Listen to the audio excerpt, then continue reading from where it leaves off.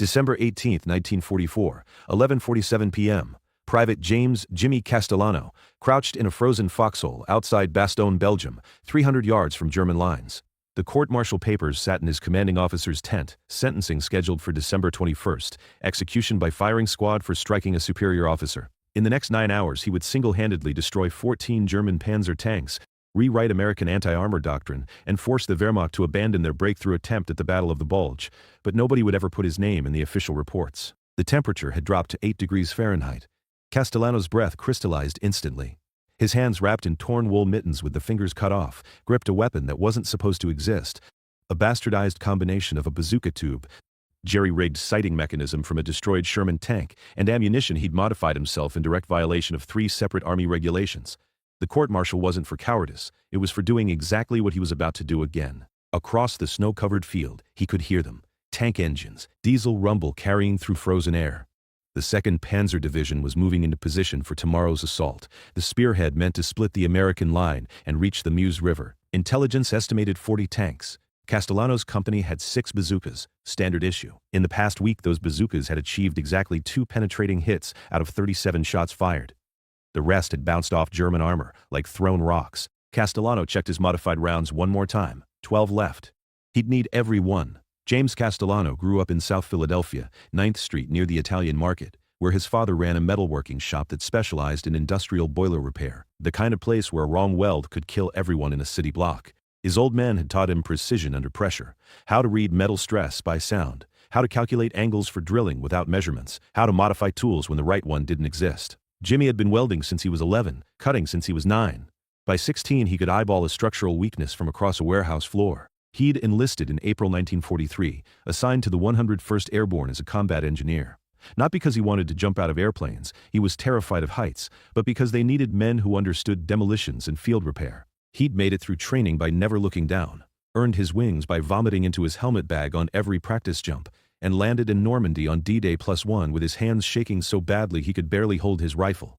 But in combat, the shaking stopped, the precision his father had beaten into him took over. While other engineers fumbled with primer cord and detonators, Castellano could set a shaped charge in 30 seconds, place it exactly where it needed to go, and walk away knowing it would cut through steel exactly as intended. His platoon sergeant, a coal miner from West Virginia named Ruskin, had put it simply: Castellano don't miss. That reputation saved his life in the first month. It couldn't save the men around him.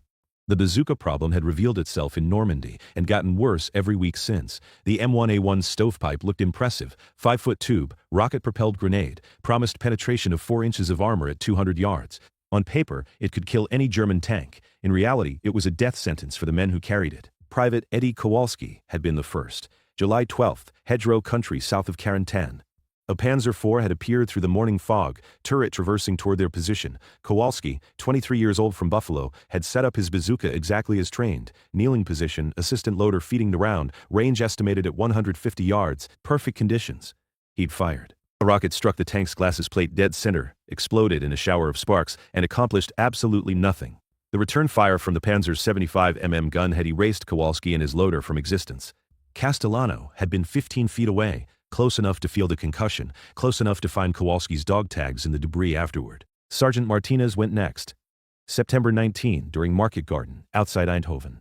He'd hit a Tiger tank 3 times, once in the track, once on the turret side, once on the rear deck. All 3 rockets detonated. None penetrated. The Tiger had rotated its turret with mechanical precision and fired a single round that killed Martinez and 4 other men in the same foxhole. Castellano had helped dig them out. Martinez's bazooka lay in the crater, tube bent, still smoking. By December, the casualty statistics were undeniable. Anti-tank teams suffered a 73% casualty rate in their first engagement. Average life expectancy after being assigned a bazooka, 4 days of active combat. The rockets either bounced off angled armor, failed to detonate properly, or detonated without penetrating, especially against the new German tanks with upgraded frontal plating. Engineering reports blamed operator error and insufficient training. Castellano had read those reports. He'd watched Martinez, who'd trained for 8 months and scored expert on every range qualification, die because his weapons simply didn't work. The problem wasn't the men, it was the rockets. December 15th, 3 days before Bastogne, Castellano had been in a supply depot outside Mormelin, supposedly resting before the next operation. He'd spent the time in the ammunition bunker, studying captured German Panzerfaust warheads and comparing them to American bazooka rounds. The difference was obvious once you looked. The German-shaped charge was deeper, the explosive cone more pronounced, the standoff distance from the target longer. American rounds tried to penetrate through brute force. German rounds used geometry and physics. He'd explained this to Captain Morrison, the company's weapons officer, showed him the measurements, the angle calculations, the metallurgy differences. Morrison had listened for about 90 seconds before cutting him off. "Private, are you an explosives engineer?" "No, sir, but..." "Did you design the M6A3 rocket?" "No, sir, but I'm telling you the penetration angle. The M1A1 bazooka is within specification. If men are missing their targets, that's a training issue." Morrison had stood up. Conversation over. "You're dismissed." Castellano had left the captain's tent and gone straight back to the ammunition bunker. If the army wouldn't fix the problem, he would. He'd worked through the night of December 15th and into the morning of the 16th. The modification was simple in concept, dangerous in execution. He'd used an entrenching tool to carefully shave down the interior nose cone of 6 bazooka rounds, creating a deeper-shaped charge. Then he'd added a standoff collar made from sections of German stick grenade handles, wooden rings that would keep the warhead exactly 4 inches from the target surface on impact, allowing the molten copper jet to form properly before hitting armor. The work required absolute precision.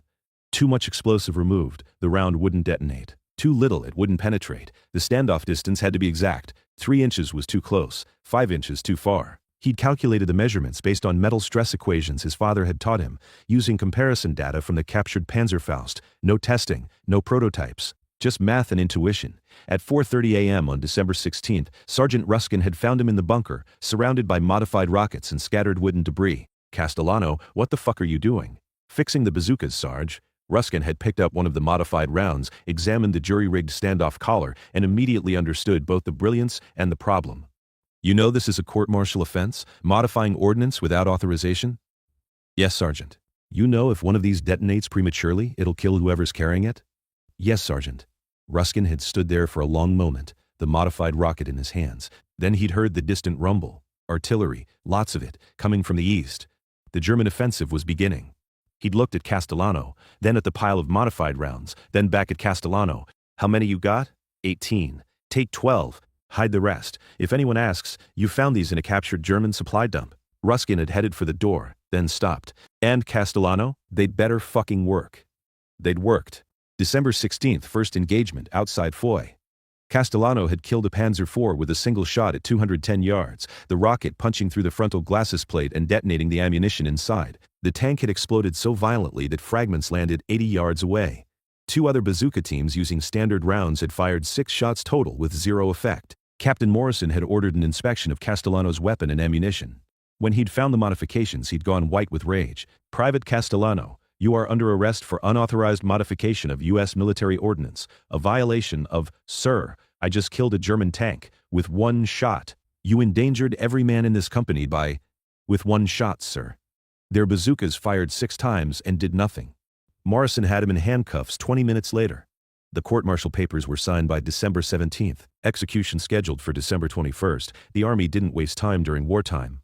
But then the German breakthrough had accelerated. Bastogne was encircled, and every able-bodied man was needed on the line. They'd given Castellano a rifle, put him in a foxhole, and told him he'd face the firing squad after the Germans were dealt with. He'd waited until nightfall, then retrieved his modified bazooka and remaining rounds from where Sergeant Ruskin had hidden them. 11:53 p.m. December 18th, the first German tank appeared through the tree line 400 yards north of Castellano's position. He could identify it by engine sound before he saw it.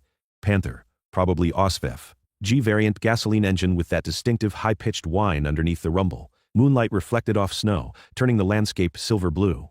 The Panther was moving slowly, deliberately. Turret traversing side to side as it searched for American positions. Castellano settled the bazooka on his shoulder. The modified sighting mechanism, a periscope prism he'd salvaged from a knocked-out Sherman and attached to the tube with wire and electrical tape, gave him a clearer view than standard iron sights. He could see the commander's cupola, the spare tracks mounted on the glacis plate. Even the tactical number painted on the turret, 217.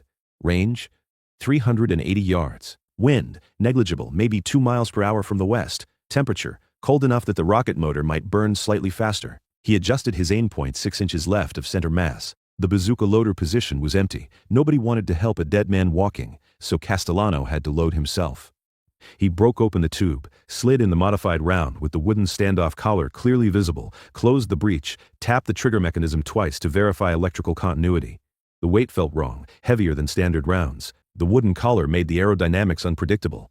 This could tumble in flight, hit sideways, fail to penetrate despite the modifications. Or it could work exactly as calculated. Panther 217 continued forward, now 350 yards. The turret began rotating toward the American line. In approximately 8 seconds, that 75 gun would fire, and everyone in Castellano's sector would die. He fired. The rocket motor ignited with a sharp crack, backlash flame illuminating the foxhole bright orange for half a second. The round arced across the frozen field, wobbling slightly. The wooden collar was creating drag, but holding trajectory. Flight time, 2.4 seconds. Castellano watched the whole thing, that strange combat clarity, where time stretches and you can count your own heartbeats between moments. The rocket hit Panther 217 on the glacis plate, 18 inches right of the driver's viewport. The standoff collar performed exactly as designed, keeping the warhead 4 inches from the armor surface. The shaped charge detonated, converting high explosive into a molten copper jet traveling at 22nd 5,000 feet per second. That jet punched through 4 inches of face-hardened steel plate like it was tissue paper, entered the crew compartment, and turned the interior into a blast furnace. The Panthers stopped moving. No explosion, no dramatic fireball. Just stopped. Smoke began seeping from every hatch and viewport. The commander's cupola popped open, and Castellano could see flames inside, orange and white, intensely bright. No one came out. After 30 seconds, ammunition began cooking off, small detonations that made the tank shudder and sparked brighter flames from the open cupola. 1 shot, 1 kill. The second Panther appeared 90 seconds later. Castellano reloaded, hands moving automatically despite the cold. The second tank was smarter, using the first Panther's burning hull as cover, advancing in short rushes. He could see the commander, head out of the cupola, scanning the American line for the source of that rocket. Smart tanker, experienced. Range, 410 yards, near the maximum effective range even with modifications. Castellano adjusted for the longer flight time, aimed for the turret ring where armor was thinner. The tank stopped, hull down behind a snowdrift. Only the turret visible. Difficult shot. Small target area? He fired. The round struck low, hit the upper glacis instead of the turret ring. But the penetration still worked. The molten jet carved through the armor, and the Panther's engine compartment erupted in flames. The crew bailed out, 3 men running back toward German lines. Castellano let them go. His job was killing tanks, not men. 2 down, 11 rounds left. The third and fourth tanks came together, separated by 50 yards, advancing in coordinated movement. One fired, suppressing rounds toward the American foxholes, while the other moved forward. Textbook German armor tactics. Castellano picked the moving tank, Panzer IV, older model, thinner armor, easier kill. Fired. Hit. The Panzer's turret separated from the hull, blown 10 feet into the air by the ammunition explosion. The shock wave knocked down 2 nearby German infantry soldiers. The surviving tank immediately reversed, trying to back into cover. Castellano was already reloading. He led the target, aimed for where it would be in 3 seconds. Fired. The rocket caught the Panzer IV in the engine deck as it reversed. Not a catastrophic kill, but the engine fire spread fast. The crew abandoned it within 30 seconds. 4 tanks destroyed. 8 rounds remaining. By 1:15 a.m., the German assault had stalled completely. Castellano could hear officers shouting in German, voices carrying across the frozen field. He couldn't understand the words, but he understood the tone. Confusion, anger, fear. They'd lost 4 tanks in 22 minutes to an enemy they couldn't locate. The American line should have collapsed by now. Instead, German armor was burning across the approach route. At 1:47 a.m., they tried again. This time, 6 tanks, spread across a 400-yard front. Castellano picked the center vehicle, another Panther, and killed it with a shot that hit so perfectly centered on the glacis plate that the entire front armor section blew inward. The tank went up like a bomb. 5 tanks remaining in the assault, but now they knew roughly where he was. 2 tanks rotated their turrets toward his position and fired. The 75 rounds passed overhead, with sounds like freight trains, close enough that Castellano felt the pressure wave. They were bracketing him, walking the fire closer. Next volley would probably hit. He reloaded, picked a Panzer IV on the left flank, fired, killed it. Then he grabbed his remaining rounds and ran, sprinting along the communication trench toward a secondary position 80 yards south. German machine gun fire followed him, tracers bright green in the darkness. He dove into the new foxhole as tank rounds exploded exactly where he'd been 15 seconds earlier. 6 tanks dead, 6 rounds left. The German assault continued through the night. They'd committed everything: infantry, armor, artillery support. The breakthrough had to happen before dawn or the operation would fail. Castellano moved 3 more times, setting up, firing, relocating before return fire arrived. Each time, 1 shot, 1 kill. A Panther at 2:33 a.m. A Panzer IV at 3:18 a.m. Another Panther at 4:02 a.m. 9 tanks destroyed, 3 rounds remaining. At 4:47 a.m., with dawn approaching, the Germans made their final push, 3 Tiger tanks, the heaviest armor they had, advancing in line formation. Castellano had never engaged a Tiger before, 8 inches of frontal armor, designed to be impervious to anything short of a naval gun. His modified rounds might penetrate, or they might bounce off like everything else. He aimed for the first Tiger's turret ring, the weakest point he could see. Fired.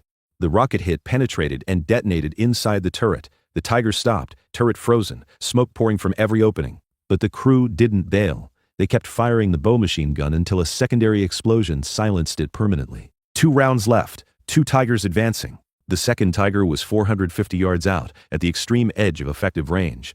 Castellano aimed high to compensate for gravity drop, fired, and watched the rocket arc through the pre-dawn darkness. It hit the Tiger's engine deck, punched through the thinner rear armor, and the entire tank vanished in a fuel explosion that sent the turret cart wheeling end over end through the air. 1 round remaining. 1 Tiger left. The last Tiger stopped advancing. Castellano could see the commander standing in the cupola, scanning the American line with binoculars. Looking for him. The tank's 88mm gun traversed slowly, searching. At this range, 1 hit from that gun would kill everyone within 30 yards. Castellano loaded his final modified round. His hands were so cold he could barely feel them. The wooden standoff collar was chipped from rough handling during the firefight, possibly compromised. The rocket might tumble in flight, might fail to penetrate, might detonate prematurely. He aimed for the glacis plate, same shot that had worked on the first Panther 12 kills ago. Steady breath. Smooth trigger pull, the rocket flew straight. Hit perfectly. The shaped charge burned through the Tiger's armor, through the driver's compartment, into the ammunition storage. The explosion was so violent it created a secondary crater in the frozen ground. Debris rained down for 45 seconds. 14 tanks destroyed, 0 rounds remaining. Castellano collapsed in his foxhole bazooka tube, beside him hands shaking from exhaustion and cold. Across the field, the German assault had broken completely. The surviving infantry were retreating, leaving behind burning vehicles and equipment. The breakthrough attempt was over. Sergeant Ruskin found him at 5:30 a.m., just as dawn light began turning the sky gray. Castellano. What the fuck did you do? Counted 14, Sarge. Ruskin looked at the field of burning tanks, then back at Castellano. 14 tanks, 1 man. Modified rockets you made in a supply bunker. Yes, Sergeant, the court-martial papers are still on Morrison's desk. I know. Ruskin sat down in the foxhole, lit a cigarette with trembling hands. They're gonna have to tear those papers up now. Can't execute the man who just saved Bastogne. But Ruskin was wrong. By 9 a.m., every bazooka team in the 101st Airborne had heard about Castellano's night. By noon, men from other companies were showing up at his position, asking to see the modified rounds, asking how he'd done it. Castellano showed them the shaved explosive cone, the wooden standoff collar, the precise measurements required. Within 24 hours, soldiers across Bastogne were modifying their own bazooka rounds, working in foxholes and destroyed buildings with entrenching tools and scavenged materials. No official orders, no engineering approval, just whispered instructions passed from man to man. Cut the nose cone like this, add 4 inches of standoff, aim for the glacis plate. Captain Morrison noticed the pattern by December 20th. Bazooka kill rates had jumped from 9% to 61% in 48 hours, penetrating hits on tanks that should have been invulnerable. He ordered an inspection of ammunition stocks and found that 70% of bazooka rounds in the division had been modified. When he tried to confiscate them, 3 different company commanders refused the order. The modifications were working. The men weren't giving them up. Morrison escalated to division command. An investigation team arrived on December 22nd, examined Castellano's original modified rounds, and filed a report that took 11 days to reach Ordnance Engineering Headquarters. By then, modified bazooka tactics had spread to the 82nd Airborne, the 10th Armored, and 3 infantry divisions. Field modifications were appearing in France, Luxembourg, and Germany itself. The German response came on Christmas Day. An intercepted radio transmission from Panzer Lehr Division headquarters to all armor commanders. American anti-tank effectiveness has increased significantly. Engage bazookas only from maximum range. Avoid close combat. All tank commanders report modified enemy tactics immediately. German tank doctrine changed overnight. Armor that had previously advanced aggressively now held back, cautious. Panzer commanders who'd grown comfortable with their invulnerability suddenly faced a weapon that could kill them. The psychological shift was measurable. American infantry reported German tanks withdrawing from positions they should have held, refusing to advance into urban areas, increasing standoff range by 300 yards. In late December, a Luftwaffe intelligence officer named Hauptmann Becker examined the wreckage of destroyed Panthers near Bastogne. He found the wooden standoff collars, recognized immediately what they did, and filed a report warning that American forces had solved the shaped charge penetration problem. The report reached Berlin on January 3, 1945. By then, it was far too late. The official Army response came in two phases. First, on January 8, the Ordnance Department issued Technical Bulletin 417, which explicitly prohibited field modification of bazooka ammunition and threatened court-martial for any soldier found doing so. The bulletin was ignored by approximately 90% of combat units. Second, on January 19, a team of engineers from Aberdeen Proving Ground arrived in Belgium with 17 modified bazooka rounds collected from various units. They conducted penetration tests against captured German armor. The results confirmed what every frontline soldier already knew. The modified rounds achieved 84% penetration rate against Panther frontal armor, compared to 14% for standard rounds. The engineering team filed a recommendation that the Army adopt Castellano's modifications for mass production. The recommendation sat on desks for 6 weeks while committees debated liability issues and production costs. On March 4, 1945, the improved M6A3E1 rocket entered production, incorporating a factory-made standoff collar and deeper-shaped charge, essentially mass-producing Castellano's foxhole innovation. The technical bulletin credited extensive engineering analysis and testing for the improvement. Private James Castellano's name appeared nowhere in the documentation. As for the court-martial, the papers remained on Captain Morrison's desk until January 15, when Morrison was rotated stateside. His replacement, Captain de Vries, read the charges, unauthorized modification of ordnance, and looked at Castellano's service record, which now included the Bronze Star for his December 18 action. De Vries dropped the charges without comment. Castellano learned about it 3 days later when Sergeant Ruskin told him he was no longer facing execution. "That's it?" Castellano asked. "That's it. No apology, no acknowledgement, just dropped." "What about the modifications? They going to keep using them?" Ruskin showed him a copy of Technical Bulletin 417, the one prohibiting field modifications. Officially? Banned. Unofficially? He pulled a modified bazooka round from his pack. Every squad has them now. Private James Castellano survived the war. He was wounded twice more, shrapnel in France, frostbite in Germany, and was discharged in November 1945 with the rank of corporal. He returned to Philadelphia, took over his father's metalworking shop, and spent 43 years repairing industrial boilers. He married a woman named Catherine who worked at the Navy Yard, had 3 children, and never mentioned the war unless specifically asked. When the 101st Airborne held reunions, Castellano attended twice in 1958 and 1973.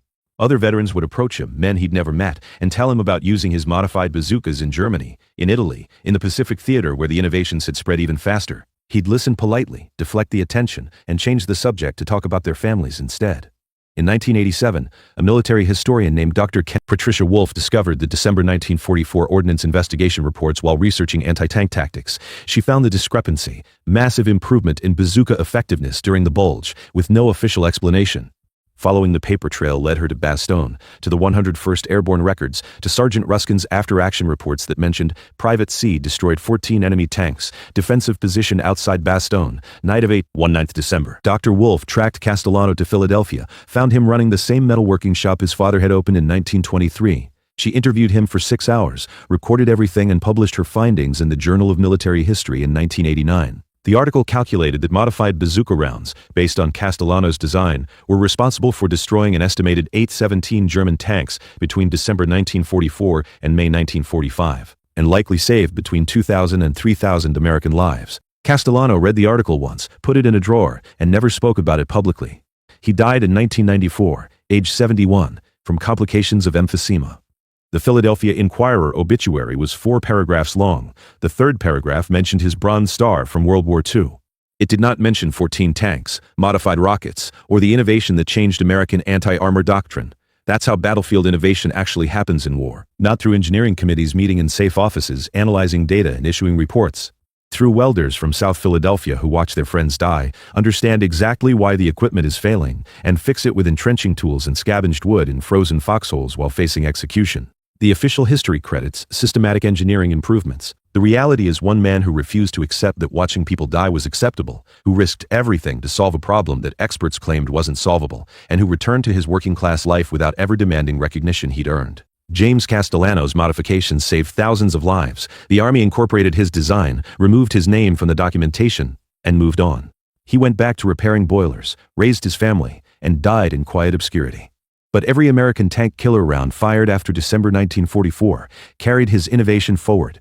Every German Panzer destroyed by a shaped charge with proper standoff distance proved his mathematics correct.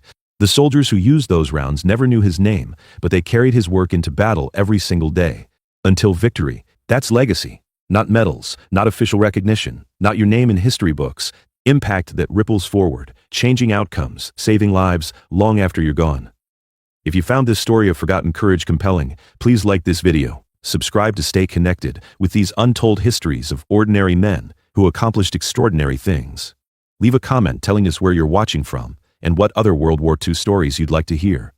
Thank you for keeping these stories alive. December 18, 1944, 11:47 p.m. Private James Jimmy Castellano crouched in a frozen foxhole outside Bastogne, Belgium, 300 yards from German lines. The court-martial papers sat in his commanding officer's tent, sentencing scheduled for December 21st, execution by firing squad for striking a superior officer. In the next 9 hours he would single-handedly destroy 14 German Panzer tanks, rewrite American anti-armor doctrine, and force the Wehrmacht to abandon their breakthrough attempt at the Battle of the Bulge, but nobody would ever put his name in the official reports. The temperature had dropped to 8 degrees Fahrenheit. Castellano's breath crystallized instantly. His hands wrapped in torn wool mittens with the fingers cut off, gripped a weapon that wasn't supposed to exist. A bastardized combination of a bazooka tube, jerry-rigged sighting mechanism from a destroyed Sherman tank, and ammunition he'd modified himself in direct violation of 3 separate Army regulations. The court-martial wasn't for cowardice, it was for doing exactly what he was about to do again. Across the snow-covered field, he could hear them. Tank engines, diesel rumble carrying through frozen air. The 2nd Panzer Division was moving into position for tomorrow's assault, the spearhead meant to split the American line and reach the Meuse River. Intelligence estimated 40 tanks. Castellano's company had 6 bazookas, standard issue. In the past week, those bazookas had achieved exactly 2 penetrating hits out of 37 shots fired. The rest had bounced off German armor like thrown rocks. Castellano checked his modified rounds one more time. 12 left. He'd need every one. James Castellano grew up in South Philadelphia, 9th Street near the Italian Market, where his father ran a metalworking shop that specialized in industrial boiler repair, the kind of place where a wrong weld could kill everyone in a city block. His old man had taught him precision under pressure, how to read metal stress by sound, how to calculate angles for drilling, sandbag assembly, positioned himself